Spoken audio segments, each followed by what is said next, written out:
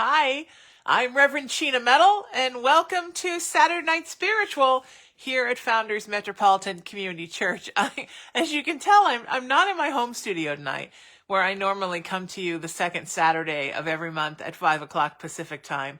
The truth is, I took a really nasty fall, and a couple of weeks ago. Tomorrow will be 2 weeks and damaged my leg pretty bad. If you're on social media, you can find me everywhere at Sheena Metal and see the gruesome pictures of what I'm liking to call Legzilla. And I can't have my leg down. It has to be up, doctor's orders. So I'm actually sitting on my bed. So welcome to my bed. We're having a sit-in. It's very John Lennon, circa 1970. And we're going to do a message from my bed. There might come a time when I do the service and I'm like 100, where every service, every time is from my bed. But this time, hopefully just this one. And by next month, I'll be up and around. But the leg is up and, there's ice packs on it. And, this is how I roll right now. So, I'm so glad to be here. I appreciate all of your patience in allowing me to put the service off a week. We postponed it a week because honestly, a week ago, I couldn't even have done it like this. So I'm glad to be here. I'm super excited to be here with you all. You know, I love being a part of Metropolitan Community Church, of the Founders Church, of Saturday Night Spiritual, the service. If you want to find us, the church is at foundersmcc.org. And if you'd like to send a donation and support the church, support this service, the easiest way is to text us 77977 and send it off. Say, hey, you know what? I kind of like Saturday Night Spiritual. That's a good thing for me. Then, of course, we have a great Facebook page and a great YouTube page for the church. And as far as this service, our community page is at SaturdayNightSpiritual.com. That's SaturdayNightSpiritual.com. And I have an archive page where you can watch previous services, and it's at RevSheenaFoundersMCC.com. RevSheenaFoundersMCC.com. And of course, if you want to get in touch with me, I'm at SheenaMetalSpiritual.com. And that's for everything that I do in the spiritual realm. This service is really, it's what I like to call a light-based, love-filled, universal service, which means no matter how you grew up, no matter where you're at now, no matter how you worship, you belong here with us and everyone is welcome here together. We are an interfaith service. I'm the interfaith staff pastor at Founders MCC. Interfaith means everybody, everywhere, all at once. So whatever it is that you believe, whatever it is that other people believe, it all falls under the umbrella of interfaith. So you considering yourself a Christian, doing your Christian thing, knowing that folks are doing their Jewish thing, their New Age thing, their Muslim thing, their Hindu thing, their Buddhist thing, their agnostic thing, their atheist thing, their Mormon thing, whatever it is everybody else is doing, it's all part of the interfaith umbrella. Because the beauty of interfaith is that everybody can do their thing together and all still be a part of the interfaith world. You're not saying being interfaith doesn't mean you can't be Christian.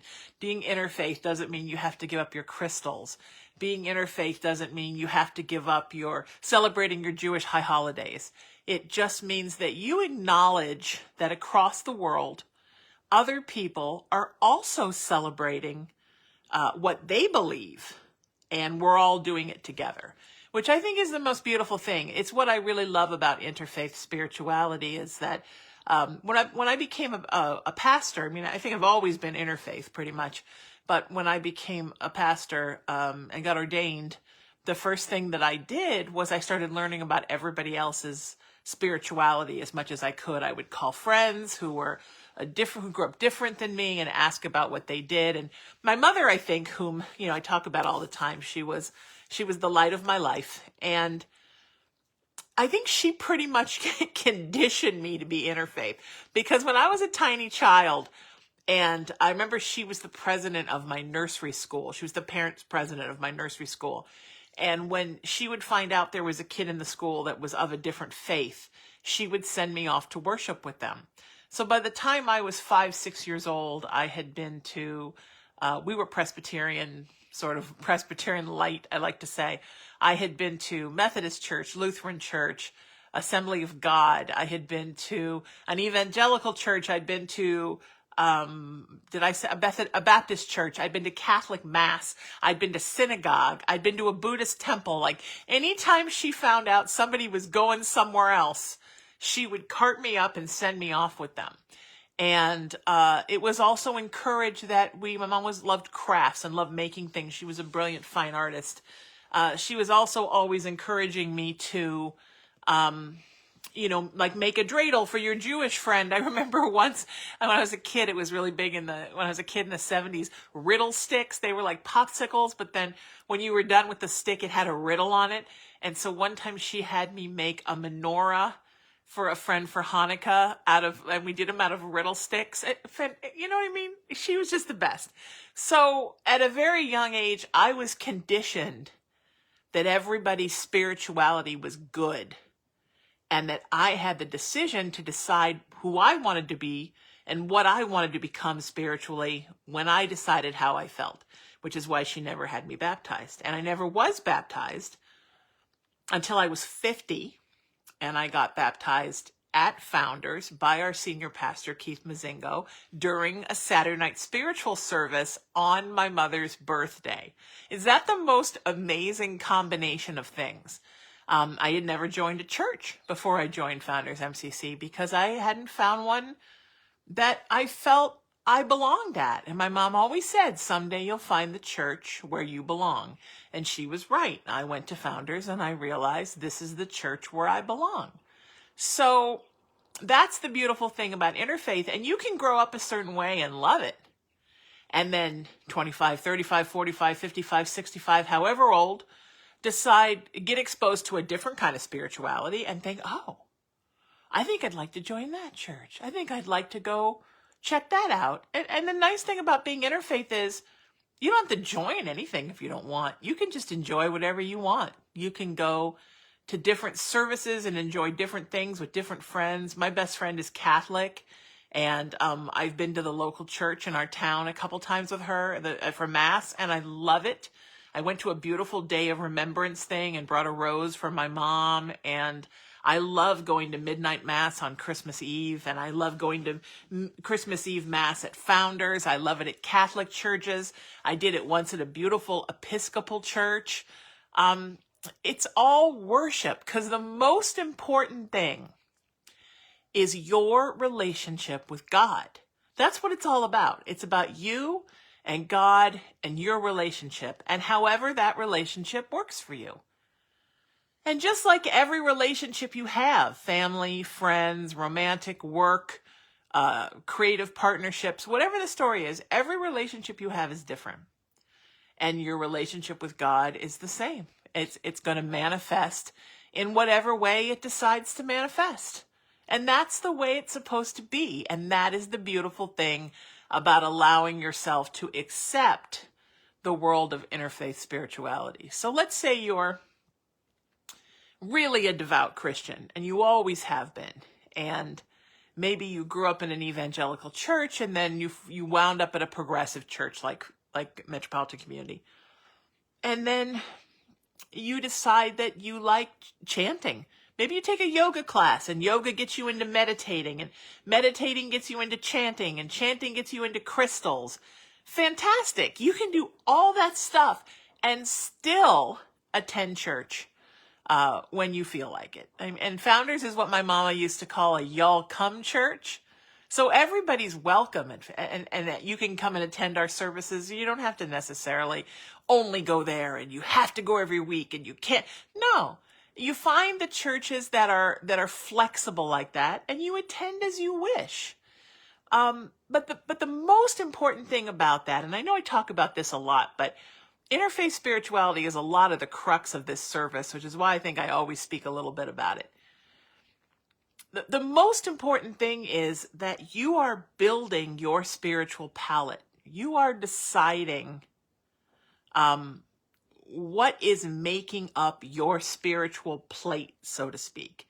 You're choosing the items, the delicious things that you want to be on your spiritual platter, and building your relationship with God in the way that you want to build it, a little bit at a time, knowing that at any time it can change. And you can decide to add something else. And it doesn't make, like if you look in my foyer, I'm pointing this way because I'm on my bed, so now I can point around my house. If you go into my foyer, there is a Hansa, there is a Ganesh, a Hindu Ganesh, a Jewish Hansa. There's a 4-foot rainbow Jesus, because gotta love my gays and my Jesus. There is a giant Buddha. There's a crystal ball. There's a bunch of crystal balls. There's a whole table full of crystal balls. There are pyramids, because I grew up loving Egyptology because my mom loved it. There's a cauldron that has an Irish triquetra on it, which is an ancient Irish pagan symbol. I'm of Irish descent. There's a Native American abalone shell with a feather and a smudge stick. It pretty much represents me. And if you looked at it, if I just took a picture, and I'll take a picture and put it on Facebook this week so you can see, you see how everything plays so beautifully together. There's nothing in that says, oh my God, I can't believe you have that with that. It just looks like a beautiful representation of my spiritual palette. And if you look at little places all over my house, you will see that they all have things. They're all these little pockets of faith. My house is very faith-based. It's okay. It's okay to build your relationship with God the way you want to. And I think that's such an important thing to know. And if you want to find out more about our Sunday services or everything that we do with our churches and outreach, because there's so much good stuff coming. We're so community-based. 77977 is how you donate. foundersmcc.org is to go check it out, all the good stuff that we do. It's really about being affirming, not just for your own faith, but for everyone's faith as well. And it's about community. You know, Jesus spoke so much about community. It was, to me, if you break down the teachings of Christ, you can break them into 3 things: community, connection, and love. Connection to spirit, love is self-explanatory. Love of self, love of the earth, love of community, love of God, love of others. But community, really about how we're gathering together to make the world a better place, and how we're gathering together to perform our service, to live our passion, to carry out the love and will of our higher power, and how that, in essence, is making the world a better place. And that is such an important thing, community. And that's part of what MCC denomination is about. It's part of what Founders Church is about. It's part of what Saturday Night Spiritual is about. It's part of what I'm about. It's part of what all our clerical staff here is about. It's about building community, letting somebody off the street know, hey, that's a place where I could go and sit through a service, or go to a community event, or gather with people, and there's no prerequisites for why I'm there. Founders and the MCC denomination was founded by queer folks who were asked to leave their restrictive churches and founded an affirming church. But you don't have to be on the queer spectrum to go to our church. You just come because you want to share it with music and love and community and connection and all the things that encompass the teachings of Christ. I just think it's important I say that. I haven't really gone interfaith sermon heavy the last couple of services, and I think it was time to do that again, because I think there's so much divisiveness in the world. You turn on the news and it's like, oh, this one hates this one, and this is bad, and that's bad, and don't go here, and hate. It's so important that we stop and we think that is not what higher power wants. God does not speak in hate. God does not speak in controversy. God does not speak in divisiveness. For God, it's all about community, connection, and love. It's about being affirming and not judging, and not being inclusive and not exclusive. It's important we remember all of those things, because it's important we know that we're not alone, that we are part of this giant family of earthbound beings. And it's important that we know that we are loved always by higher power. And it's important that we know that there's always a place for us, that you don't have to be alone, that there's always going to be a place for you. I think that's so important that we know that. So, I don't know, some of the things we talk about here when we do this service that are really important. And some of the things I've been reflecting on as I have spent this last couple of weeks basically sitting on my bed with my leg up and having a lot of time to reflect on what's important to me and what's important in my life and what kind of inclusivity I want in my life. It's been important to spend that time and to think. Which really brings me to what we're talking about today. And certainly today's sermon was inspired by, today's sermon brought to you by my fall. So 2 weeks ago, I had a very scary thing happen. I went to a party. I was having a wonderful time. I got there late, so there was no parking. So I had to park my car kind of in the boondocks. And as the party was winding down, I thought, well, now would be a good time to go get my car and bring it close, because now there's spaces.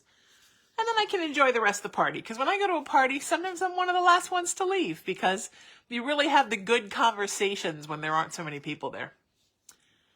So I'm going to leave. And separating the patio and the driveway, there's a step about that high, like nothing. And it was dark, and there was no reflective tape, and you couldn't see. And I pitched off the step, and I wound up on the ground with my leg so damaged that then I couldn't get up. So I'm sitting on the driveway thinking, I can't get up. I'm going to sit on this driveway forever. And luckily, some wonderful souls came and got me and levitated me off. And by the time I got to sit down, my leg was already twice the size, had 2 giant bumps on the side of it. Again, the pictures are on Facebook. And I got home. The owner of the party, the owner of the house, wrapped me some ice in a bag and wrapped an ace bandage on it, got me home. And it just kept swelling till it was literally twice the size of my other leg. And extremely painful, obviously, and very scary. The fall knocked the wind out of me. I got a little concussion, and my brain was very fuzzy for a week. And that kind of thing scares you. And then, of course, my whole life got shut down, right? I had to cancel my radio shows, my television shows, my talk shows. I had to cancel basically everything. Luckily, I didn't have anything coming up that I couldn't cancel. And then, obviously, I put this service off for a week. And when something like that happens to you, when you get literally taken out of your life by trauma, and this has happened to all of us, right? This is nothing new. Hopefully it doesn't happen to us often, but it happens to us. There's sort of a feeling like, am I ever going back? And I think an accident or an illness or a death or a breakup of romance, friendship, getting a new job, losing your job. All of these things sort of pull you back into yourself. And in the beginning, it's very healing to go into yourself. It's sort of like when you have an injury. In the beginning, you're not supposed to move. It's good not to move. And then you have to start moving. So in the beginning, it's tricky because in the beginning, it hurts to move, hurts you to move it. Not just hurts, but damages you to move it. And then it starts to damage you not to move it. So it's finding that balance, right? So you need to pull away from everything, and then you need to get back into everything. I think that life has a way of knocking us down with all of those things that I mentioned before. All of the things that hurt our hearts, that hurt our souls, that set us back. And oftentimes it's, because of people.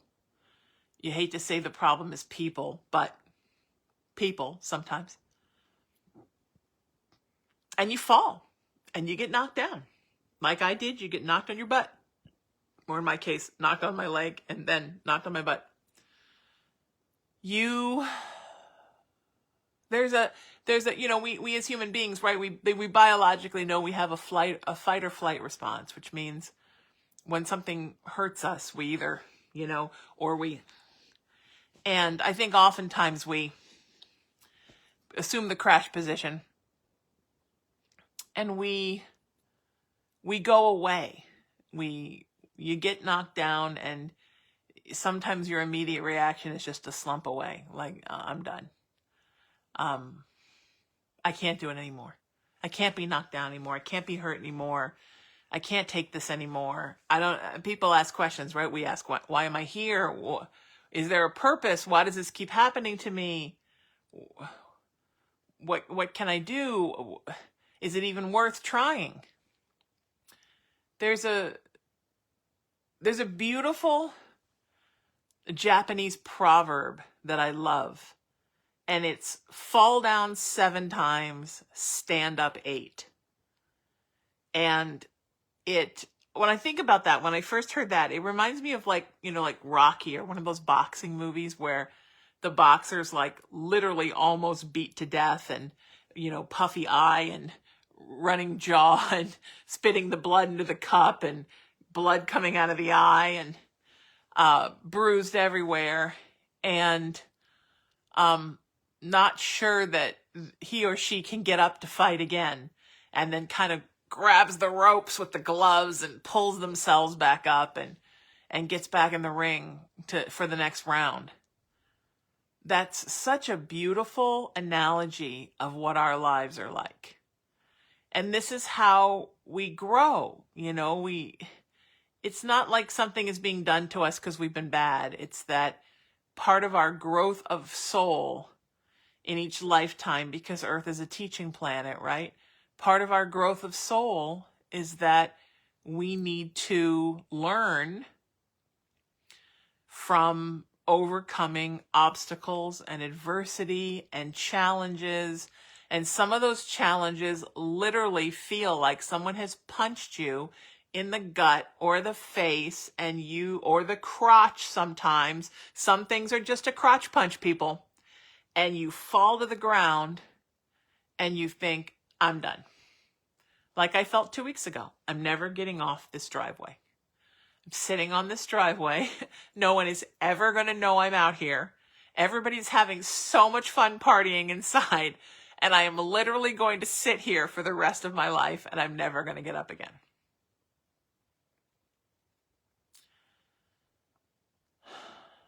And we can't. It's not why we're here.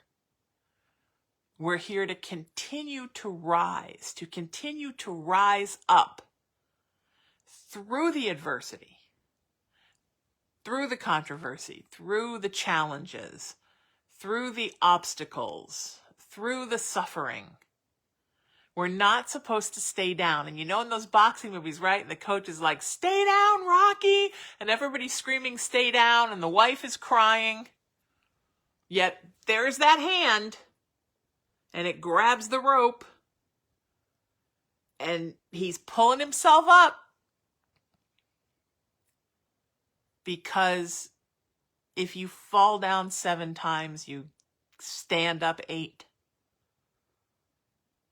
And that is the most important thing that I can tell you, actually from my own experience this last couple of weeks. You have to just keep getting up. You don't have to like it. You don't have to think it feels good.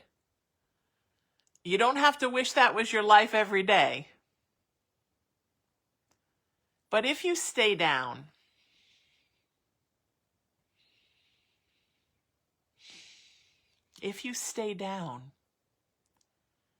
you're not here fighting for the things you were put here to fight for truth and for justice and for light and for love and for God and for your place in this world and for your place in the universe and for your soul to get stronger and stronger and stronger, and for you to use that strength to continue to help people. You have to just keep getting up. And I've learned something interesting. I'm a very go-getty, assertive person who's my whole life been extremely busy. I mean, since I was, a young kid. Always busy.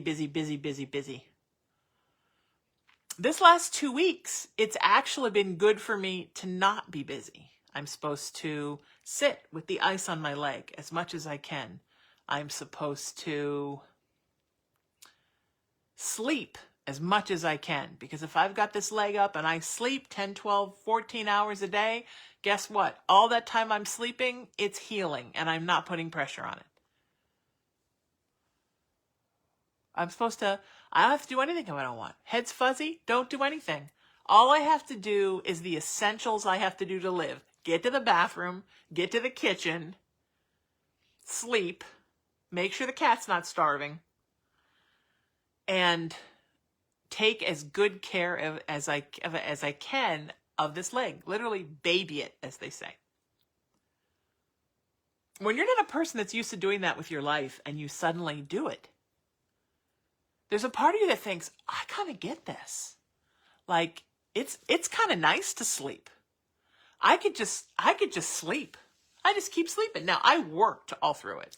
I'm lucky that I'm a spiritual counselor and I have a job where I can help people while I'm sitting on a bed with my leg in the air, wrapped in ice. So I'm very fortunate that I don't have to go to an office, sit at a desk, and that even now I found this great way to do my shows from the bed. So this coming week, the shows will probably be from the bed, and then hopefully after that from the studio.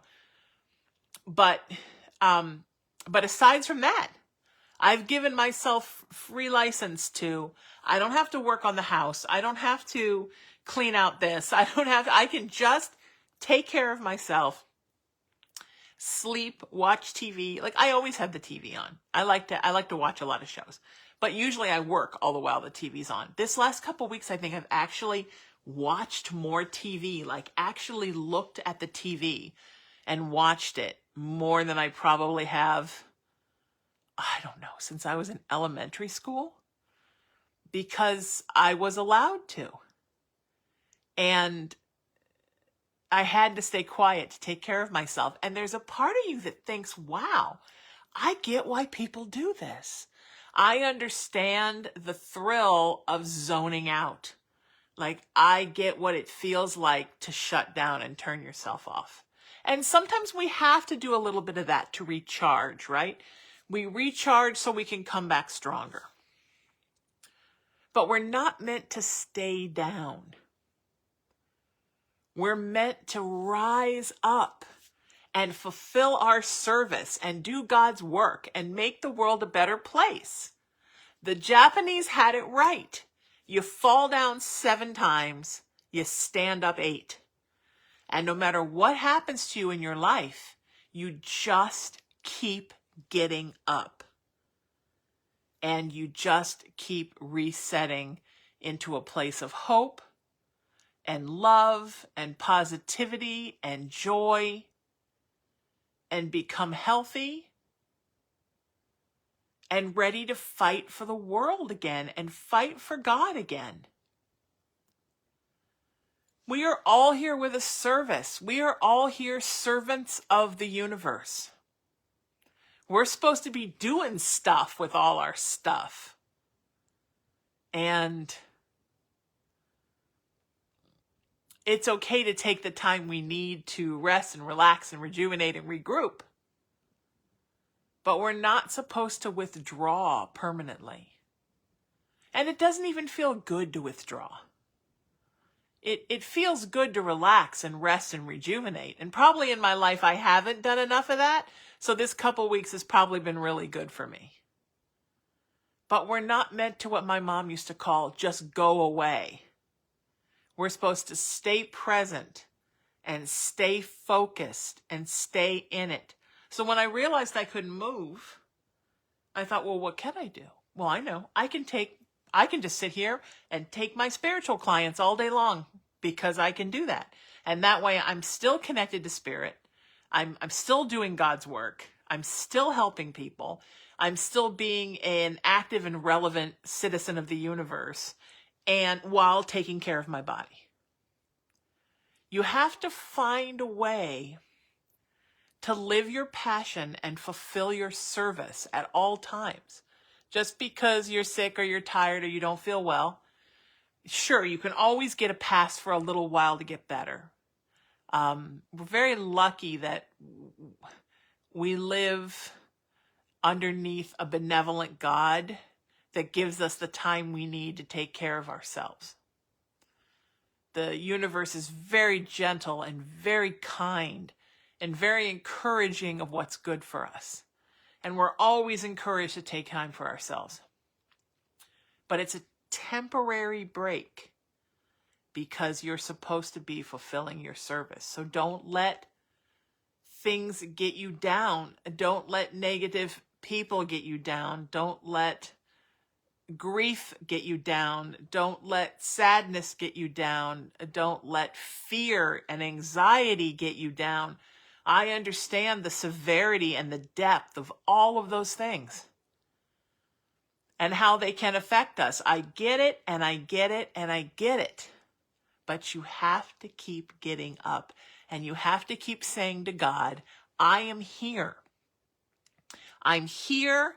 I'm on active duty, and I am ready to fulfill my service. What do you need from me? And I'll tell you the flip side of that. You know, I have a friend once who was a healer long before I did healing work, who said, when you give a healing, you get a healing. And it's true, helping people, working with my clients these past couple of weeks while sitting here on the bed with my leg up on ice has healed me. My leg has healed faster because I chose to use that time healing others. When you give a healing, you get a healing. When you're depressed and you just stay at home and you're depressed, you're not helping you and you're not helping the world. If you're depressed and you get out into the world and do something nice for someone else, then you're contributing to the whole. And at the same time, you're getting some healing. So I always tell folks that I work with, if you're feeling depressed, find something to do that's helping someone else. Even if it's just, go to Starbucks and thank your barista, tip your barista, talk to people there, start conversations. I think sometimes that people don't understand what participating in life means. They think that participating in your service means you have to be doing something that's either extremely physically or emotionally taxing or mentally taxing, that you're going to be exhausted afterwards, that, oh my God, I couldn't possibly do that. I'm so tired. I'm so depressed. I'm so stressed out. No, your service can be anything. Your service can be, so my best friend takes care of an elderly lady, and she likes hot dogs. So sometimes when I'm going over to my friends for dinner, she'll call me and say, can you stop on the way and get her a hot dog and some French fries?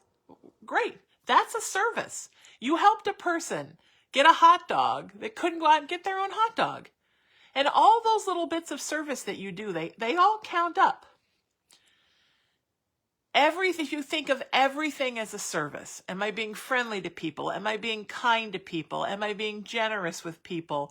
Am I on Facebook putting up the birthday cake for the birthdays and the prayers for the prayers and the smiley faces for the happy memories and the stars for the accomplishments? Am I letting people know I'm here and I think you're great? Guess what? That is your service. You are actually doing God's will when you do that. When people are on Facebook asking for prayers, and God knows I've done it this week because, folks, I needed prayers. When people go on Facebook and ask for prayers, and you put, my favorite is heart, prayer sign, heart. I like things in threes. Yeah, I love threes, Father, Son, Holy Ghost, Maiden Mother Crone. I think beautiful things happen in threes. So mine are often threes. So, heart, prayer sign, heart. Man, somebody's going to see that, and it heals them a little. And you could sit at your laptop and put 100 of those up in a half an hour. And that's 100 people's lives you've touched. That is part of your spiritual service. That is getting up. That is you've fallen down 7 times and you're standing up 8. I'm back. I'm standing. I have every reason to hide away in a hole. But instead, I'm reaching out to other people and putting heart, prayer, heart, heart, prayer, heart, prayer, heart. And my favorite for the animals is heart, paw sign, heart, paw sign, prayer sign, paw sign, heart. That's a 5er. Heart, hey, I'm praying for your dog. I'm praying for your grandma. I'm praying for you. I'm praying for your first cancer treatment today. I'm praying for your scans tomorrow. I'm praying for you to get that job you need. I'm praying that you find the house you need. You are doing that. You're doing God's work. And you're in service because you're doing something.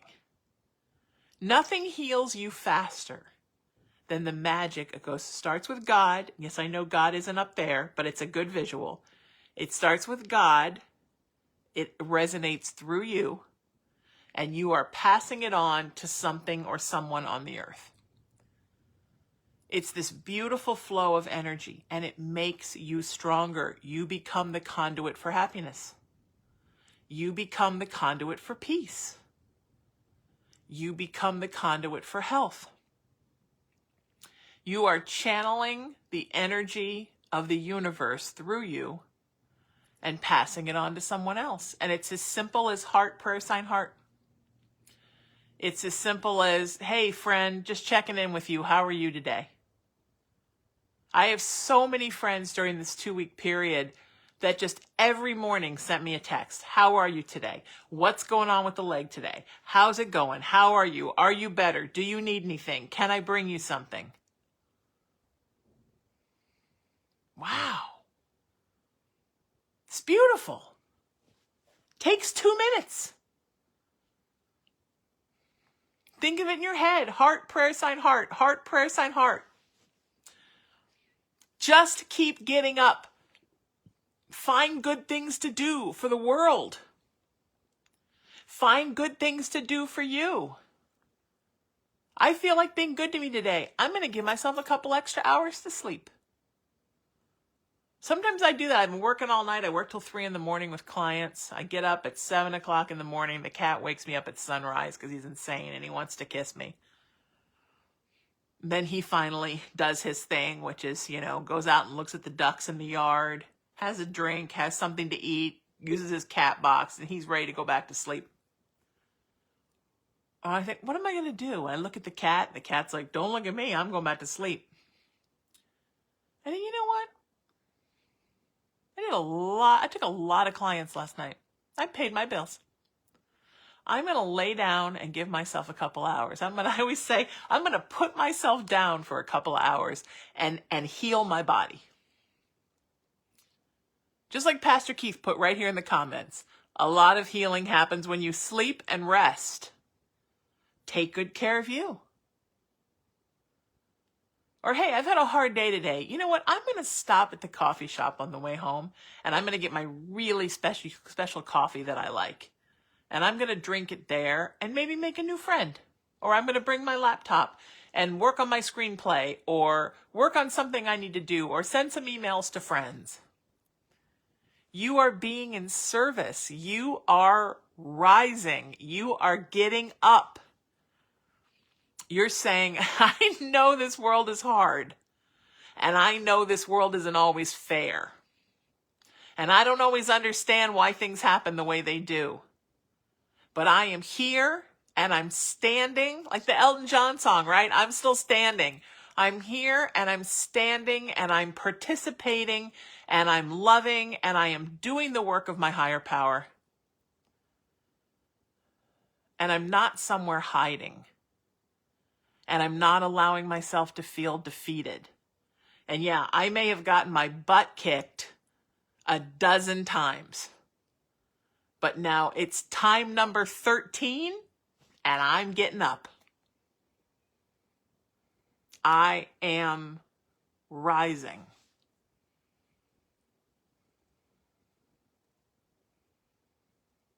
I may have fallen down,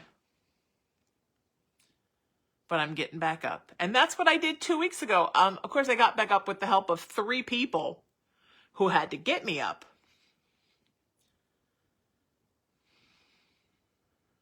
But I got up, and I'm here, and I'm healing. And it's been scary, and it's been awful. And I was terrified. I've had a lot of physical things happen in my life. This one really scared me, scared the bejesus out of me, as my mother would say. I never really understood what the bejesus was. Maybe Pastor Keith knows what the bejesus was. But I literally did get the bejesus scared out of me. And the first thing I thought when I could breathe again, about 30 seconds I couldn't breathe. I got the wind knocked out of me. I thought, what is this for?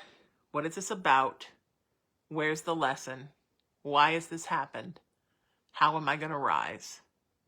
And then I thought, oh my God, I can't get up. And then I thought, oh my God, I'm in so much pain I can't think. But before all that happened, before the legs swelled up, it was, what can I do? What is this for? And what can I do to rise from this? Because when you fall down 7 times, you stand up 8. Think about that. I'm here for you. Keep rising. If you want an excuse and want to know why you should keep rising or an excuse to keep rising, I'm going to give you my phone number right now. Send me a text message and I will tell you why. 818-437-0886. And please visit the church's wonderful website at foundersmcc.org. And if you want to send a donation, the easiest way is to text 77977. I love all the 7s and the 9s. What a mystical number. Visit our YouTube page, visit our Facebook page, join our Facebook page. Please follow it. Follow our community page, SaturdayNightSpiritual.com. Watch some past services, Sheena, foundersmcc.com. Find me at SheenaMetalSpiritual.com. Listen to my voice in your head. Just keep getting up. Just keep getting up. And just keep being a positive part of this world. We need you. We need every one of you in the fight for light. Rise, rise, rise. I'll say it one more time. Beautiful Japanese proverb. Fall down 7 times, stand up 8. That's what I'm doing. I'm standing. I'm here. We're here the second Saturday of every month at 5 o'clock Pacific time. This is Saturday Night Spiritual. I'm the Reverend Sheena Metal. I'm the interfaith pastor here at Founders MCC.